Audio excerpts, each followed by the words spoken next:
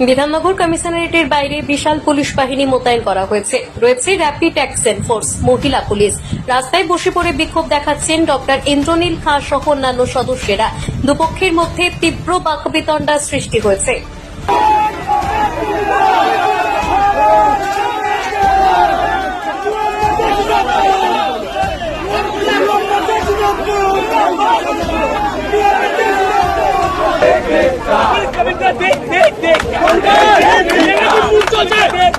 প্রয়োজন হলে আন্দোলন আরো তীব্র হবে, আরো আক্রমণাত্মক হবে।